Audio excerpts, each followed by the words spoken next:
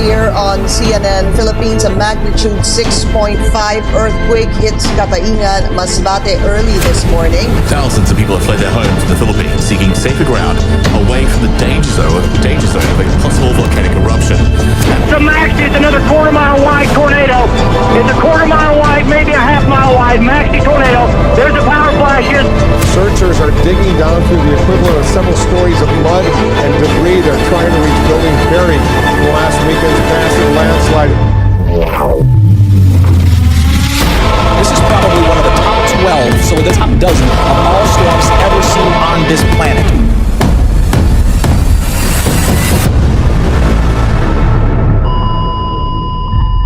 Sinasabing ang tao ang siyang tagapangalaga ng mundong kanyang tinitirhan. Ngunit papaano kung ang mismong mundong ito ay unti-unti nang bumabawi?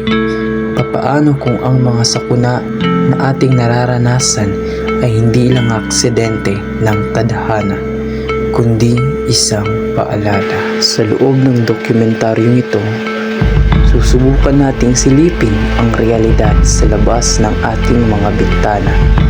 Ang mga kwentong hindi lang basta nababasa sa pahayagan, kundi nararamdaman ng ating mga kapitbahay. Kami ay bumaba sa kalsada, nakipag-usap at nakinig. Sa dokumentaryong ito, pag-uugnay-ugnayin natin ang mukha ng hamon sa ating kalikasan. Ito ay hindi lamang isang ulat para sa aming proyekto. Ito ay isang paanyaya na muling tingnan ang ating relasyon sa ating kapaligiran bago tayo tuluyang malunod sa ating sariling kapabayaan. Ito ang aming ulat, ito ang aming panawagan. Halina't makinig sa mga kwentong magmumulat sa atin sa katotohanan. Ano po ang napapansin niyong problema sa polusyon dito sa ating lugar, gaya ng usok o tambak na basura sa mga kanal o ilog? Bilang isang dekada ko na nananirahan dito sa lugar na to, may napapansin ako katulad ng mga basura sa mga kanal o sa pa din po yung usok na iilan sa area nito. Meron din ako napapansin na nagpapausok kahit pinagbabawal o kahit may ordinansa na ang ating alkalde. Dahil sa pollusyong ito, ano po ang mga naging problema nyo sa araw-araw? May pagkakataon po ba na nakakapekto ito sa inyong kalusugan o sa inyong pamilya? Oo naman meron. Lalo na yung usok. 'Di ba yung usok talaga is masama talaga yun sa pag-amoy, lalo na sa mga bata na kapag masyado nang mausok, na lalo na may mga plastic or iba't ibang na hindi nila sinesegregate yung mga basura, is nakaka-apekto talaga yon sa kalusugan. When it comes naman po sa ating mga kanal na napupuno ng basura dahil sa hindi pagdisiplina ng ating mga iilan sa atin na naninirahan dito sa lugar na to, ay nakaka-apekto ito sa lalo na kapag nag-ulan. Malaking chance na itong mga basura na yon is makakaroon ng baha. Kung ayun na pag nangyari yon, so para madami talagang maapektuhan ng mga tao o mga naninirahan dito. Sa tingin nyo po, paano binago ng polusyon ang ganda o kaayusan ng ating komunidad kumpara noong mga nakaraang taon? Yung nakaraan na taon, siguro mas malala yung mga nangyayari na dahil wala pa masyado pinupokusan ng mga alkalde o mga politiko or mga nasa government na mga leader na kumbaga hindi pa masyado nadidisiplina yung mga nasa local or mga nasa grounds na pwedeng hingian ng tulong o taga-monitor. So far sa ngayon, meron na tayong na pinapatubad ng mga ordinansa kahit sa mga lokal na like sa mga barangay o dito sa alkalde natin. Nakikita ko naman may improvement dahil ang alkalde natin is nagkakaroon din ng pagdidisiplina lalo na sa mga kada punong barangay ng bawat barangay.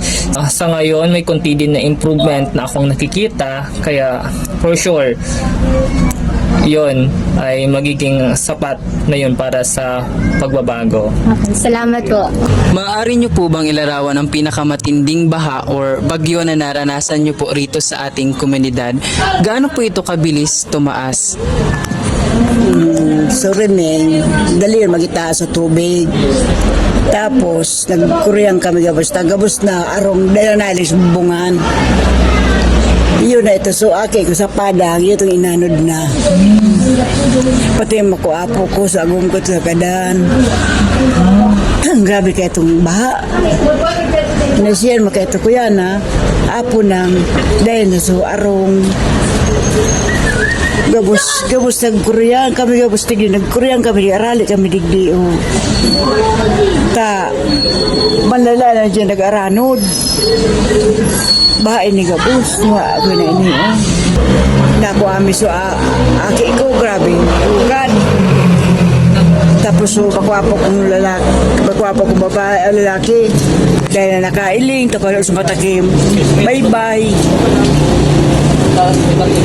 Tapos so, manugang ko, inanod na 5 bulan sa tulak. Dahil na nagkakaroon. Paano po ba nabago ang karanasang ito, ang inyong pananaw? Hanggang ngayon po ba ay may takot pa rin kayo na tuwing uulan ng malakas? Kaya kung may bagyo ba kayang signal number 2 na Bicol, garali na kami dito. Tatito bigini. Lahat po ito dito? Oo. Maraming salamat po na sa pagpaunlak. Sige. Kaya sa bagong kwentong ating narinig, kailangan na nating magkaroon ng aksyon. Base sa ating narinig, hindi na biro ang epekto ng ating kalikasan. Kaya naman, simulan natin sa tamang pagtapon ng basura. Huwag natin kalimutan ang 3 R's. Reduce, reuse, recycle. Ang simpleng paghihiwalay ng nabubulok sa di nabubulok ay malaking tulong na. Mahalaga rin ang pagtitipid sa ating likas na yaman. Ang bawat patak at bawat watts na ating matitipid ay kontribusyon para sa ating kinabukasan. Huwag tayong laging nakastambay sa loob ng bahay. Ang pagkakaisa ng ating komunidad ang pinakamabisang sandata para maprotektahan ang ating kapaligiran. Matapos namin marinig ang bawat kwento ng individual, nakaramdam kami ng lungkot pero kasabay nito ay determinasyon. Na-inspire kami na mas maging responsable dahil ang maliliit nating pagkakamali sa ating kalikasan ay bumabalik din sa atin ng mas higit pa. bilang isang kabataan, ang proyektong ito ang nagsilbing wake-up call sa akin. Hindi pwedeng bukas na lang. Ngayon na ang oras para maging bahagi ng solusyon at hindi ng polusyon. Ang ating kapaligiran ay ating tahanan. Ang bawat kilos natin ay may epekto, mabuti man o masama. Kaya naman, tara na! Magkaisa tayo para sa isang mas lugdian at mas ligtas na kinabukasan. Protektahan ng kalikasan dahil ito ang ating buhay.